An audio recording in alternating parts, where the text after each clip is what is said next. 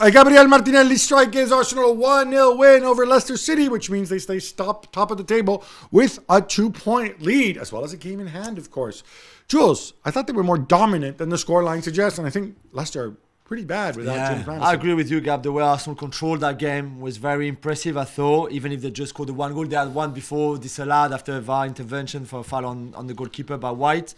But when you give away, when you go, the White foul, how obvious it! You know just what? grabs his arm like that, basically. I think I know it's not in the rules. I'm not having a go.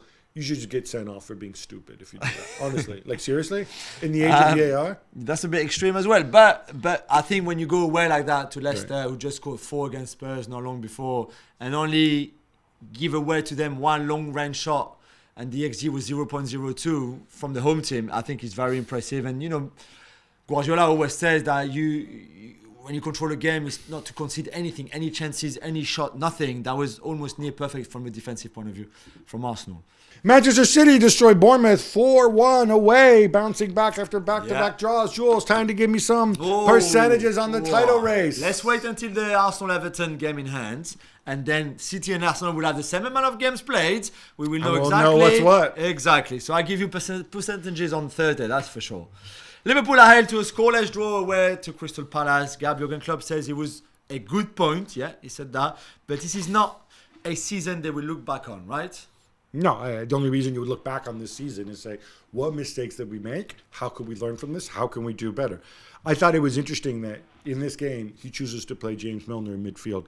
I think he was sending a message to some of his players like, look, this is an old pro. This is what you do. This is how you settle it.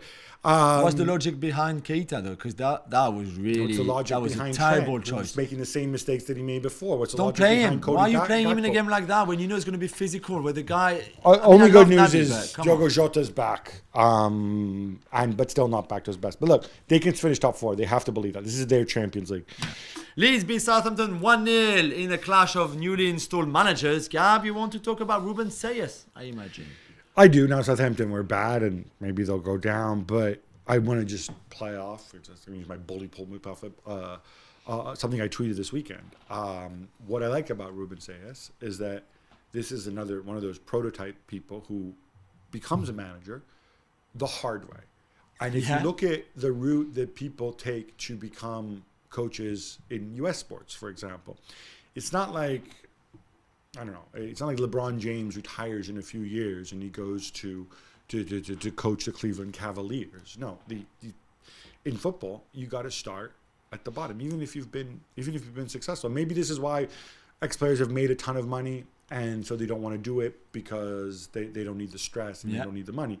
This guy, I mean, he's worked in a whole bunch of weird countries, from Norway, I think he was at Karabag he was an assistant for 1 million years, never played professionally, got a university degree and a master's as well.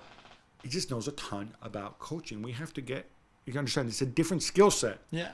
And this whole thing about, but having so-and-so, he's got all this playing experience and he'll attract talent because he's a big name. I'm sorry, unless his first name is Diego and his last name is Maradona, and he's left us, by the way, it's not going to work that way. Yeah. Because no matter how big a name you are, once you're in the dressing room, after 2 weeks, the player's going to be like, oh, yeah, he was a great player, but, oh, yeah, did you notice how you screwed this up? You notice you screwed that up? I mean, it doesn't matter how famous you are. You will be questioned. Even Cruyff was questioned, okay? They're going to question you on Cruyff. You're going to question all these big names who decide to go be managers. And so I don't know. I think we're reaching that tipping point, and it's a fun game to play. Maybe we'll do a special segment on this one day. Rank the 20 managers, Premier League, best league in the world, right? We agree? If we were to rank the 20 Premier League managers based on their playing careers, I think you would be surprised that once you get past the obvious Guardiola and whatever, once you get to like 4 or 5, many of these guys were not good players. Or they're players who took a long route afterwards to get back to the top. Yeah. Thanks so much for watching ESPN on YouTube. And for more sports highlights and analysis, be sure to download the ESPN app. And for premium content and live streaming, subscribe to ESPN Plus.